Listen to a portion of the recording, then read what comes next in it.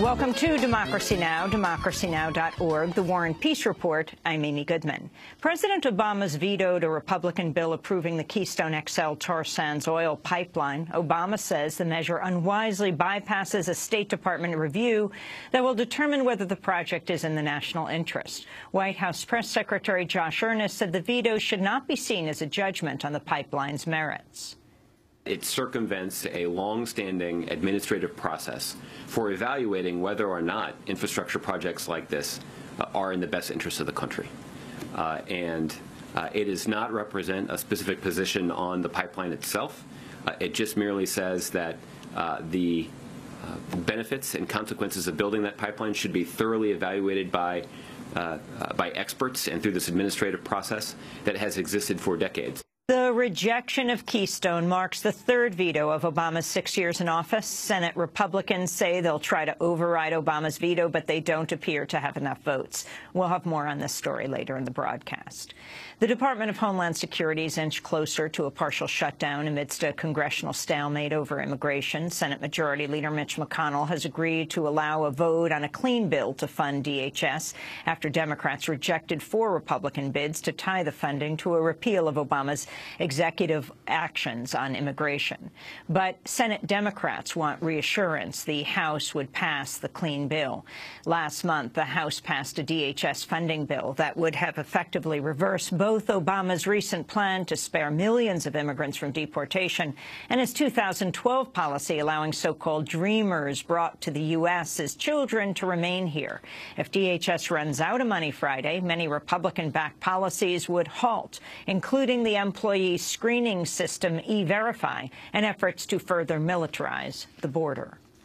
The Islamic State has reportedly kidnapped more than 100 males, including 9 boys near the Iraqi city of Tikrit. Most of the captives have relatives fighting the ISIS advance in Iraq, and their kidnapping is seen as a pressure tactic to stop the resistance. A new UN report says ISIS has intentionally and systematically targeted Iraq's various ethnic groups and subjected them to gross human rights abuses. The news comes one day after ISIS militants kidnapped an estimated 150 Syrian Christians in northeastern Syria, including women and the elderly. Eurozone finance ministers have formally approved a 4-month extension of Greece's financial rescue. The new Syriza government in Athens sought the temporary deal as part of a bid to undo the austerity demands of its international bailout. In exchange, Greece committed to several reforms, including cracking down on corruption and tax evasion and tightening public spending. European Commission Vice President Valdis Dombrovskis announced the deal's approval. Basically, it was concluded that reform program or list of reforms presented by new Greek government is sufficient enough to start or to be a good starting point for a successful completion of the program. The extension grants a temporary lifeline to Greece, but delays a longer-term standoff over its campaign pledge to reject the harshest austerity conditions imposed by creditors, which have caused massive unemployment and other hardships. The truce in eastern Ukraine appears to be taking hold after more than a week of violence since it first took effect. Pro-Russian separatists have pulled their heavy weaponry from the front lines, a key demand under the ceasefire deal. The Ukrainian military says fighting has stopped, but that it's too early for a pullback of their own following the rebel offensive to take the city of Debaltseve last week. On Tuesday, a rebel leader said his side still aims to control the entire territory of the 2 separatist provinces, including the port of Mayoral, but seeks this through negotiations with the Ukrainian side. In an appearance before Congress, Secretary of State John Kerry accused Russia of lying to his face about its military involvement in eastern Ukraine. Russia is engaged in a rather remarkable period of the most overt and extensive propaganda exercise that I've seen since the very height of the Cold War.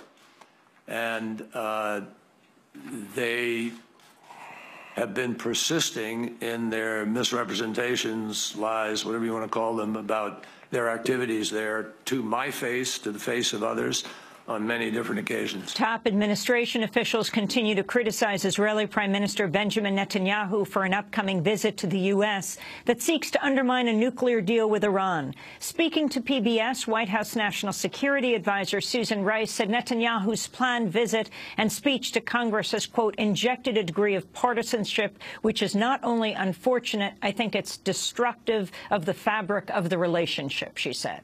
Speaking before Congress, Secretary of State John Kerry criticized Netanyahu's stance without mentioning him by name. The policy is Iran will not get a nuclear weapon. And anybody running around right now jumping in to say, well, we don't like the deal or this or that, doesn't know what the deal is. There is no deal yet. Go ahead. And I caution people to wait and see what these negotiations produce. The U.S. and Iran will resume talks next week in a bid to reach a deal before a March 31st deadline. A leaked cable discussed on Tuesday's Democracy Now! Shows Israel's own intelligence agency, the Mossad, contradicted Netanyahu's claims on Iran's nuclear capability. Go to our website at democracynow.org to watch that broadcast. Leaked cables show a number of foreign requests to South African intelligence for the spying on activists, NGOs, and politicians.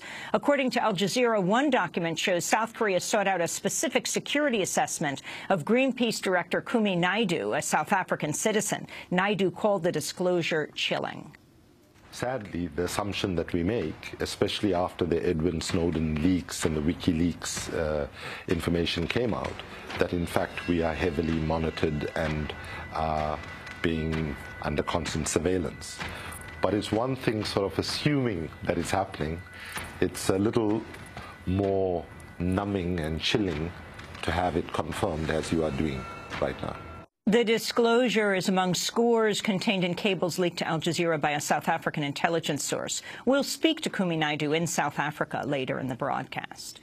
The Chicago mayor's race is headed to an April runoff after incumbent Rahm Emanuel failed to get more than 50% of the vote. Emanuel will face second-place finisher Jesus Chuy Garcia, a county commissioner and former immigrant rights activist who has support from the Chicago Teachers Union and other labor and progressive groups. Garcia received about 34% of the vote, far higher than expected. We'll have more on this story after headlines. Chicago police have reportedly operated a secret compound for detentions and interrogations, often with abusive methods.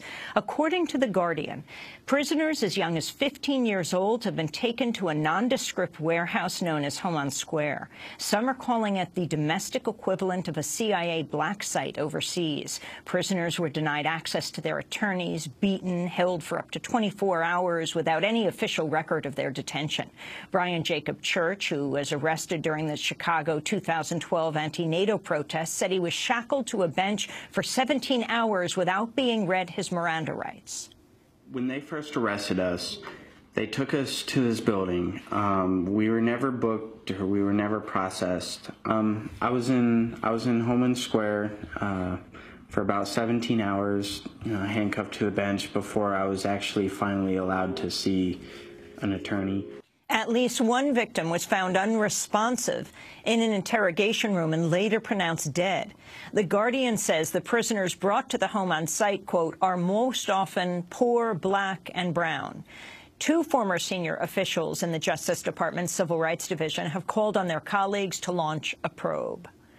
And the Justice Department has announced it will not charge George Zimmerman for the 2012 killing of unarmed African-American teenager Trayvon Martin in Sanford, Florida.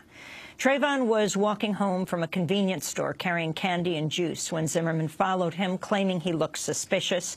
After an altercation, Zimmerman fatally shot Trayvon in the chest.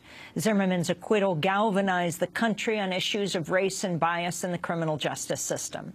On Tuesday, federal officials said there is insufficient evidence to charge Zimmerman with violating Trayvon's civil rights. In a statement, the Justice Department said, quote, our decision does not condone the shooting that resulted in the death of Trayvon Martin and is based solely on the high legal standard applicable to these cases, unquote.